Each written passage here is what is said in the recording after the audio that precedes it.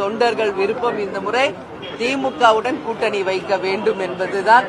அந்த வகையில எங்க கழகத்தை சேர்ந்தவர்கள் விரும்பிய இந்த கூட்டணியை கேப்டன் இல்லாத இந்த நேரத்தில் அமைஞ்சிருக்கிறது. கேப்டன் 2016 இந்த கூட்டணி அமைய வேண்டியது.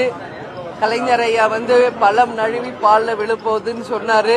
ஆனா 10 வருஷம் கழிஞ்சு தாமதமாக இன்றைக்கு இந்த கூட்டணி உறுதியாகி இருக்கிறது என்பதை இந்த நேரத்தில் நான் மகிழ்ச்சியோடு தெரிவித்துக் கொள்கிறேன். அது மட்டும் கிடையாது, இந்த செய்தியை கேட்டோட நிறைய பேர் டிசப்பாயிண்டடா இருப்பாங்க. ஏன்னா திமுகவும் தேமுதிகவும் என்னைக்குமே சேராத சொல்லிதான் கேப்டன் அவர்கள் இந்த கட்சியை ஆரம்பிச்சது.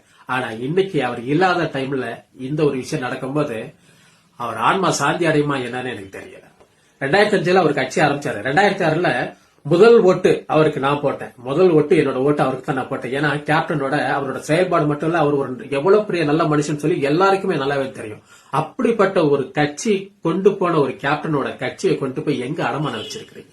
இப்ப இருக்கிற தேமுதிக தலைவரா இருக்கிற பிரேமலதா அவர்கள் என்ன சொல்லியிருந்தாங்கன்னா 10 வருஷத்துக்கு முன்னாடி கலைஞர் பல நிலவி பால்ல விழுக போகுது அப்படின்னு சொன்னாரு. நாங்க அப்பவே கூட்டணி வச்சிருப்போம்னு. கண்டிப்பா வச்சிருக்க முடியாது. ஏன்னா கேப்டன் அவர்கள் இருக்கிற வரைக்கும் அவர் பலம் இல்ல, அவர் ஒரு சிங்கம். கண்டிப்பா போய் இந்த மாதிரி ஒரு இடத்துல போய் அவர் நின்றுக்கவே மாட்டார்.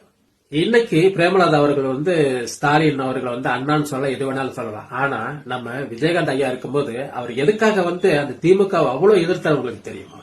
குடும்ப அரசியல். 2வது காங்கிரஸோட கூட்டணி. கேப்டன் விஜயகாந்த் அவர்களுக்கு ரொம்ப பெரிய தாக்கத்தை கொடுத்தது தெரியும் உங்களுக்கு? ஈழப்படுகொலை. ஈழத்தமிழர்கள் ஒவ்வொருத்தங்களும் சாகும் போதும் இங்க அவர் மனசு துடிச்சது எல்லாருக்குமே தெரியும், நல்லாவே தெரியும். அப்படி இருந்த அவரோட எது வேண்டாம், இந்த கூட்டணியோட நம்ம இருந்தா நல்லா இருக்காது, ஏன்னா என்னோட மக்கள் நிறைய சாகிறதுக்கு காரணமா இருந்தது அப்படின்னு சொல்லி இருந்த கூட்டணி கூட எப்படி இவங்க போய் சேர்ந்தாங்கன்னு தெரியல. ஒன்னே ஒண்ணு நான் சொல்லிக்கிறேன், இப்ப தேமுதிக தலைவரா இருக்கிற பிரேமலதா அவர்களுக்கு நீங்க ஓட்டு போய் கேளுங்க. ஆனா கேப்டன் அவர்கள் பேர் சொல்லி கேட்காதீங்க. ஏன்னா அவரோட ஆன்மா சாந்தி அடையாது.